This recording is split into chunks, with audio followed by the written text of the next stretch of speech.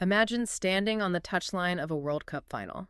The clock hits, like the 105th minute, and the score is just this suffocating 0-0. Yeah, the tension is just, it's unbelievable at that point. Exactly. I mean, there are over 80,000 fans screaming in the stadium, millions more watching around the globe, and every single one of them is demanding that you do something drastic. Oh, they want you to change the formation, throw all your defenders forward. Right, just boot the ball into the penalty box and pray, basically. And, a novice might buckle under all that noise. Absolutely. But a master just stands there, completely still, waiting for the system to work. It is the ultimate test of conviction. Like, do you actually believe in your philosophy, or are you just using it when things are easy? Right. And today is Monday, July 20, 2026. Spain has officially secured their second FIFA World Cup, outlasting Argentina 1-0 at MetLife Stadium in New Jersey. What a match. Just incredible. It really was.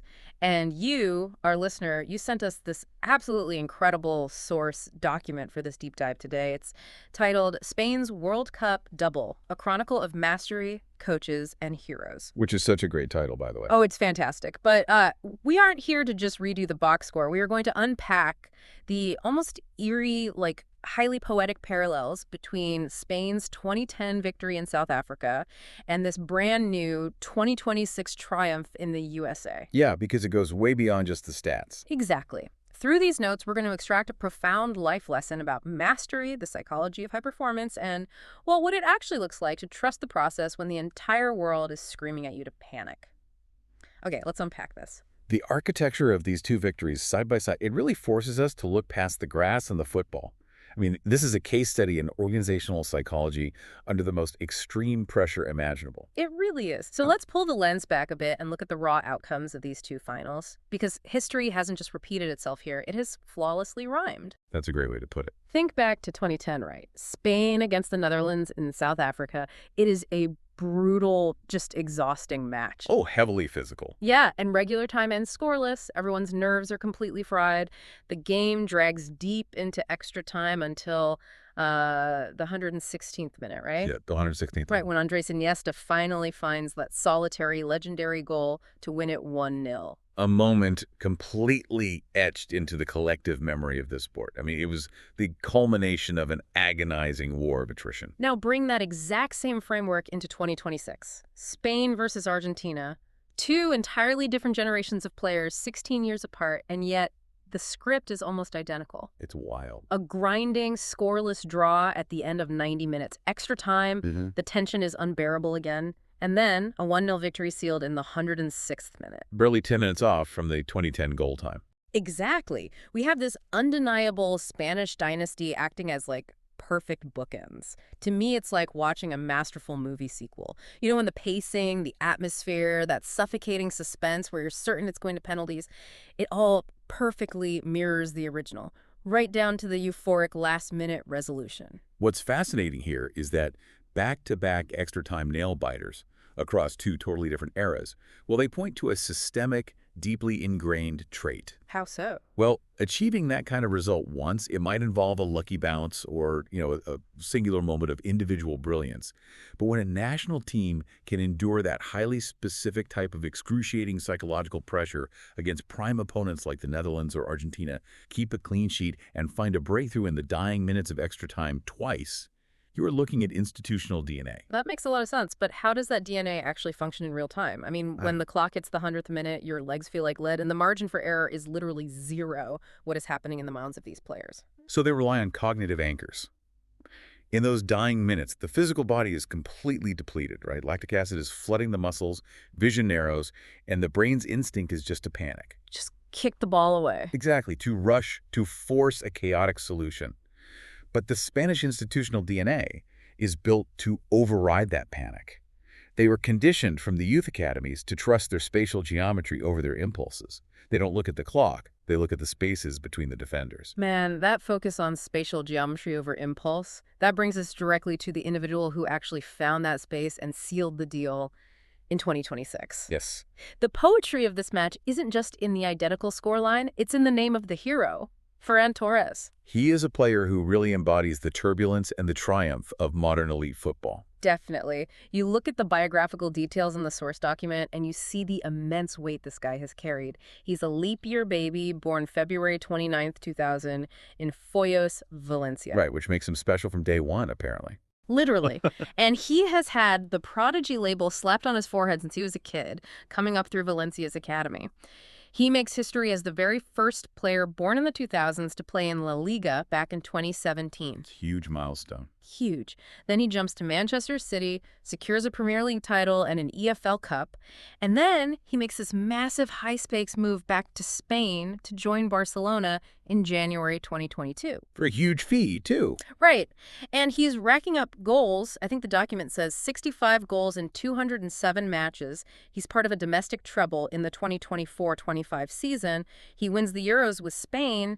He arrives at this World Cup with an incredibly heavy pedigree. He really does. And just to clarify for everyone listening, this is Ferran Torres, not Fernando Torres. Oh, right. Good point. Yeah, Fernando El Niño Torres was born in 1984 in Fuenlabrada, totally different generation. The connection here is purely symbolic. They just share one of Spain's most common surnames. But it adds to that poetry you mentioned. It totally does. But, his journey to that 106-minute volley wasn't a straight, unimpeded line of success. Not at all.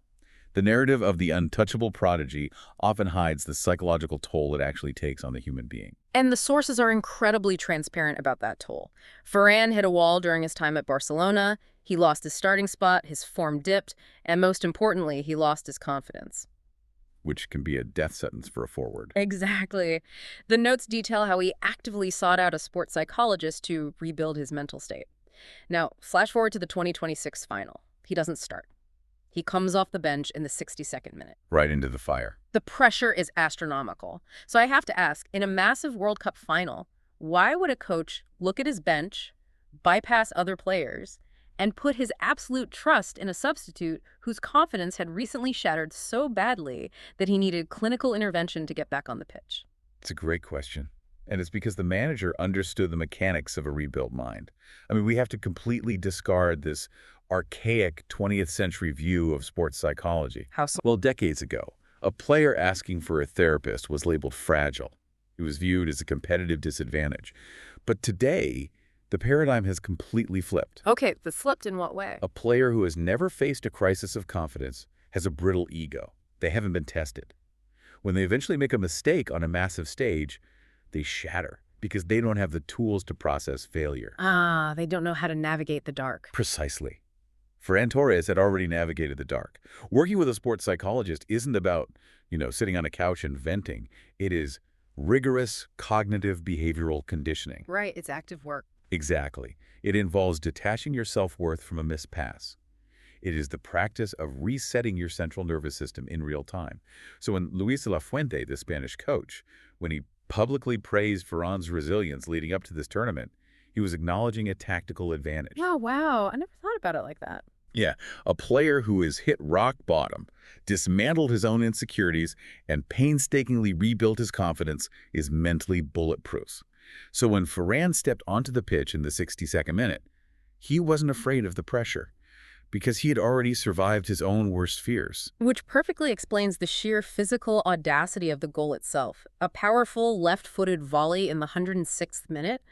To execute a strike like that, your mind has to be completely quiet. Absolutely quiet. You can't be thinking about the 80,000 screaming fans or the weight of a nation. You are just focused on the trajectory of the ball. And that quiet mind is exactly what a manager is looking for in a substitute. Well, let's talk about their manager, because Luis de la Fuente's story is really the engine driving this entire deep dive. The sources highlight that he just won this World Cup at 65 years and 29 days old. Which is incredible. It shatters the record for the oldest coach to win a World Cup. A record previously held by Vicente del Bosque, who, ironically, was 59 when he won it for Spain back in 2010. It is a remarkable statistic, and it really speaks volumes about the value of accumulated unglamorous experience. De la Fuente's trajectory is the absolute antithesis of the modern celebrity manager. He really is. He isn't some global superstar who walked into a massive club job on name recognition alone. He was a solid defender for Athletic Bilbao back in the 80s, retired in 1990, and then just spent decades grinding in the shadows. Putting in the work. Yeah, he managed lower division clubs like Portugalete and Alaves. But his true mastery was forged in the youth system. He took over the Spanish under-19s in 2013 and won the Euros with them. He won the under-21 Euros in 2019. He took them to Olympic silver in 2020. I mean, before he even touched the senior squad in December 2022, taking over for Luis Enrique, he had literally raised this generation of players. And that continuity is the secret weapon of Spanish football. De La Fuente didn't just inherit a roster of talented individuals. He inherited a shared language that he helped write. Yeah. By the time players like Ferran Torres reached the senior team, they didn't need to learn a new tactical philosophy. They just needed to execute the one they had been practicing since they were teenagers, under the exact same manager. And the execution has been devastating. Since taking over in 2022, De La Fuente has won the 2023 Nations League, Euro 2024, and now the 2026 World Cup. Just an unbelievable run. He is only the third coach in history to win both a World Cup and a European Championship. And he is contracted through 2028, so he's expected to stay for the 2030 World Cup too. This dominance, it perfectly mirrors that incredible 2010 era where Spain won Euro 2008, the 2010 World Cup, and Euro 2012, making them the first team to win 3 consecutive major international tournaments. It's the exact same blueprint. Yep, utilizing the exact same tactical system. The tactical system being, of course, the polarizing, brilliantly complex philosophy of tiki-taka. So let's break tiki-taka down because the notes give us a really great lineage here. It was introduced to the modern Spanish national team by Luis Aragonés around 2004, refined into an art form by Del Bosque, heavily rooted in Johan Cruyff's concept of total football at Barcelona, and ultimately perfected by Pep Guardiola. The term itself was even popularized by a Spanish commentator, Andres Montes, back in 2006. It has a deep history. It does. And here's where it gets really interesting for me. When you watch tiki-taka on a screen with all those endless, short, meticulous passes, it looks like a team trying to crack a safe with a combination lock. Oh, I like that analogy. Right. Like a lesser team will just take a sledgehammer to the safe, they'll hoof a long ball up the pitch and hope for a lucky bounce. But tiki-taka refuses the sledgehammer. You just calmly spin the dials, left, right, back, forward, 1,000 tiny clicks, constantly testing the internal mechanism of the defense. You wait patiently, ignoring the clock, until you hear that one tiny mechanical click that tells you the tumblers have aligned. Then, boom, the 106th minute, the safe pops open. If we connect this to the bigger picture, your safe-cracking analogy perfectly captures the physiological reality of the system. Tiki-taka is widely misunderstood as just keeping possession for vanity. Right. People say it's boring. Exactly. But it is actually a highly sophisticated mechanism designed to inflict cognitive and physical exhaustion. Okay, wait. How does passing the ball sideways physically exhaust a defender? It all comes down to the geometry of passing triangles. When 3 Spanish players form a triangle around a single opposing defender, they aren't just moving the ball, they are forcing that defender to constantly reassess their spatial awareness. Oh, I see. The defender has to shift their weight, turn their head, track the ball, and track the runner simultaneously. The cognitive load of making a dozen micro-decisions every minute drains the central nervous system rapidly. So they are tiring out the brain just as much as the legs. Exactly. You stretch the opposing defense across the entire width of the pitch. By the 70th minute, their muscles are screaming. By the 90th minute, their decision-making is compromised. By the 106th minute of extra time, the lactic acid is so overwhelming that a world-class defender simply takes half a second too long to close down a passing lane. And that half-second delay is the click of the safe. The mechanism breaks. Tiki-taka works because human beings simply cannot maintain peak cognitive focus while being geometrically stretched for 2 straight hours. That requires an unfathomable amount of patience from the players, but it must require even more from the manager. Which brings us to the core philosophy of this entire document, the concept of mastery and trust. The hardest part of the job. Yeah. Put yourself in the shoes of De La Fuente at 65 or Del Bosque at 59. You are on the touchline of the World Cup final. It's past the 90th minute. The score is 0-0. Your team has held the ball. You have spun the dials 1,000 times, but the safe is stubbornly refusing to open. This is the crucible. This is where the manager's true identity is laid bare. And the source notes make a brilliant observation right here.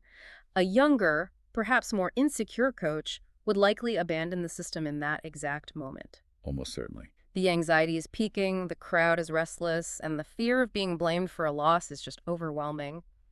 A young coach might panic, scrap the passing triangles, and scream at his players to start launching long balls into the box out of sheer desperation.